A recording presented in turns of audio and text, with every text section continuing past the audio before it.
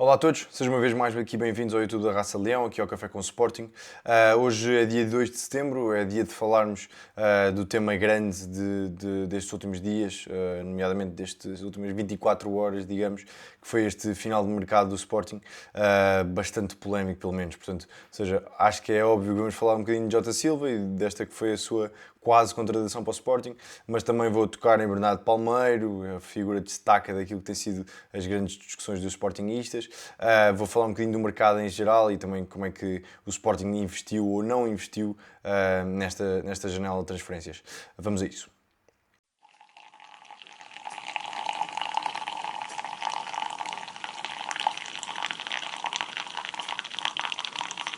Olá a todos, sejam mais uma vez bem-vindos aqui ao YouTube da Raça Leão.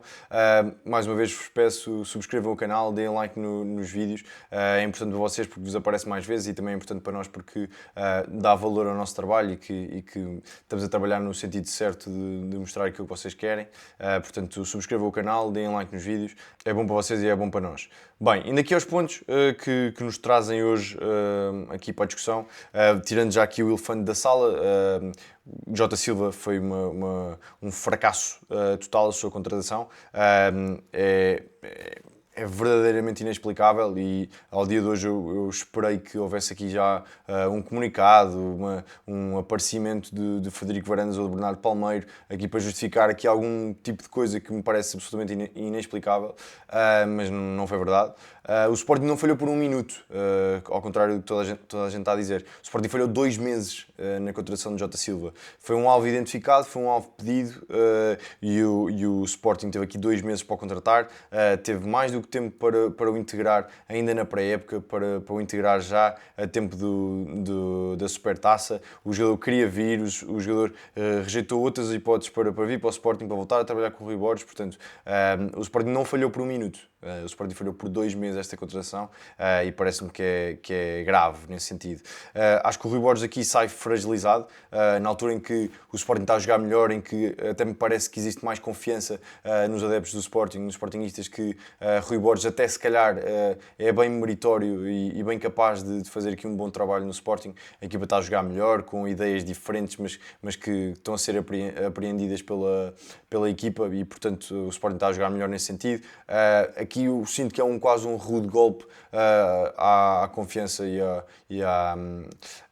enfim, à confiança, acima de tudo, de Rui Borges, porque é uma peça que foi identificada por Rui Borges. Rui Borges queria voltar a trabalhar com Jota Silva, acreditava que podia ser uma peça que funcionasse bem. Ele pediu Mangas e nota-se bem o impacto que Mangas está a ter. Obviamente que é fruto de lesões e é fruto do Maxi estar lesionado e obviamente que não vai ser titular e obviamente que vai ter recaídas e não vai jogar sempre bem, portanto não é de todo isso que eu estou a dizer, mas até esse ponto, ou seja, depois de ter pedido Mangas, continua a pedir Jota Silva e a direção não lhe dá.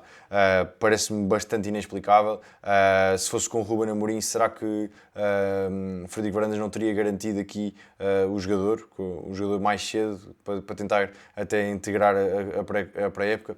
Não sabemos. Ou seja, fê-lo com Paulinho, João Pereira ou Gai, por exemplo, foram alguns dos pedidos expressos de Ruben Amorim que foram aceitos por Frederico Varandas. Alguns demoraram tempo, o caso de Paulinho não foi de todo imediato e também teve os seus percalços, também fruto da negociação com o Braga, que também não tem muito que se lhe diga, mas a verdade é que sinto que Frederico Varandas a Ruben Amorim teria imediatamente oferecido esta peça que tanto desejava o Rui Borges. Infelizmente não o fez, sinto que também aqui um golpe à confiança de Rui Borges e à sua liderança. É pena, acho que o jogador podia ser muito útil. Tudo aquilo que eu li não me parece que alguém acreditasse que ele viesse para ser titular. Acho que não era o caso, acho que vinha para ser uma hipótese que podia vir a ser muito útil. Não vem, o Sporting tem de contar com os jogadores que tem e vamos atacar este tricampeonato sem Jota Silva, pelo menos nestes primeiros 6 meses. Vamos ver o que é que o mercado de janeiro poderá trazer. O jogador já está a ser associado a muitos outros clubes, portanto também está numa situação difícil no Nottingham Forest, portanto não acredito nada que ele em janeiro esteja disponível para um negócio deste para o Sporting, portanto eu acredito que o Jota Silva não será jogador do Sporting em 25-26, em 25-26, nem neste verão, isso, obviamente, nem no mercado de janeiro, não me parece que virá. Agora falando aqui um bocadinho de Bernardo Palmeiro, foi um nome que, sobretudo durante o dia de ontem, foi muito falado, muito discutido, chamado de incompetente, ou seja, com todas as palavras, que conseguiu falhar esta transferência que parecia certa para Jota Silva. A Raça Leão até deu como certo, e porque as negociações estavam fechadas. Portanto, aqui esta falha de timings acabou também por ser um bocadinho culpa. O Bernardo Palmeiro acabou por ser um bocadinho culpado desta falha de timings. Eu parece-me que é um falhanço em toda a linha de Bernardo Palmeiro. Acho que sai totalmente fragilizado desta negociação, de todo este mercado de transferências. Varandas assumiu ele próprio as negociações de vários casos, ou seja, sabemos que assumiu esta negociação com Marianakis por Jota Silva. Sabemos também que esteve bastante envolvido no negócio do Vítor Gyökeres, o Frederico Varandas. Portanto, parece-me claramente que é aqui quase um total desrespeito e um total atestado de incompetência a Bernardo Palmeiro que o Frederico Varandas acaba por passar pelo menos nestes dois negócios, mas por aquilo que se ouve falar, parece que Bernardo Palmeiro parece ter sido aqui um bocadinho encostado. E eu pergunto-me, será que ele tem condições para continuar, efetivamente? Eu acho que depois do que se passou ontem e na negociação de Gyökeres, parece-me que é difícil. Acho que não só por Frederico Varandas, porque parece claramente dá ideia, ou seja, dá a ideia que não está satisfeito com o trabalho de Bernardo Palmeiro. De outra forma, jamais teria intervido da maneira que veio intervir nas negociações. E por outro lado, Bernardo Palmeiro não acredito que queira ser o diretor desportivo cujo presidente é constantemente, ou passa por cima deles constantemente. Acho que, do ponto de vista de hierarquia e do ponto de vista de responsabilidade de funções, acho que não era de toda a posição de Frederico Varandas de se sobrepor aqui a Bernardo Palmeiro, e fazendo, dá claramente a indicação de que não confia no trabalho de Bernardo Palmeiro. Parece-me grave. No passado vimos imagens do Goviana fechar contratações, nomeadamente viu-se num jantar com Yulman, antes do dinamarquês vir rumar ao Sporting. Viu-se também imagens de Vitor Roque na altura, ou seja, a viagem dele a Barcelona para tentar fechar Vitor Roque, ou seja, sempre lhe foi dada essa confiança. Aqui Bernardo Palmeiro não está a ter essa confiança, ou seja, rapidamente parece que Frederico Varandas está aqui a arriscar esta possibilidade de Bernardo Palmeiro ser aqui o homem forte do futebol nesse sentido. Parece-me preocupante para o ponto de vista de Bernardo Palmeiro.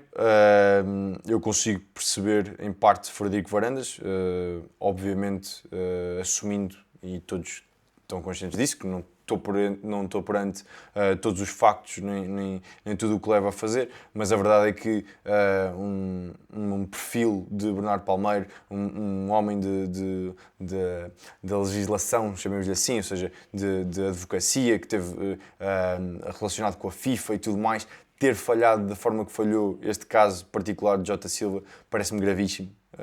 E se nem no campo dele, no campo da legalidade, no campo de tentar, por subterfúgios ou não, mas tentar fazer com que a sua vontade e as suas negociações chegassem a bom porto, parecem-me indicações graves de que poderá não estar aqui um homem forte para liderar este departamento de futebol, nomeadamente aqui o Bernardo Palmeiro. Parece-me francamente mau aquilo que se passou. Não estou a pôr de todo em causa a qualidade de Bernardo Palmeiro, porque, repito, não tenho todas as informações dispostas, mas a verdade é que me parece aqui um falhanço em toda a linha de Bernardo Palmeiro. Ainda Bernardo Palmeiro, é isso que eu tinha para dizer. Parece-me que um homem com poucas condições para continuar.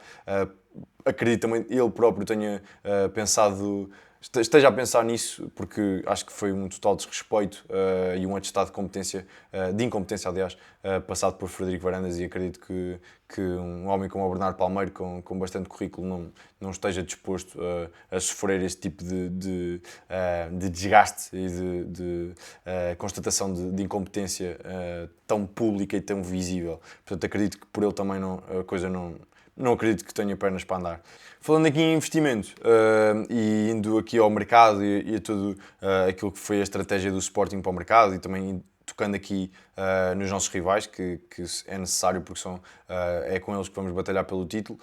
Segundo os dados do Transfer Market, o Sporting teve um lucro de praticamente 60 milhões de euros nesta transferência. Isto foi muito alicerçado, obviamente, por Vitório Oqueras, mas também com vendas como a do Arder, também, obviamente, e ainda da Dário Essu, que entra para estas contas. O Transfer Market é discutível, o Transfer Market não entra aqui com o Kenda pelo Sporting ainda o ter como jogador.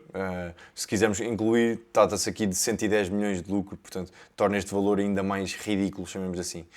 Porto e Benfica tiveram um prejuízo de 16 milhões e meio e de 8 milhões e meio, respectivamente, ou seja, tiveram aqui um investimento, uma aposta clara na continuidade e na tentativa de melhorar o plantel. André Vilas-Boas disse-o claramente que iria ser o maior investimento do Porto sempre no mercado de transferências, e foi.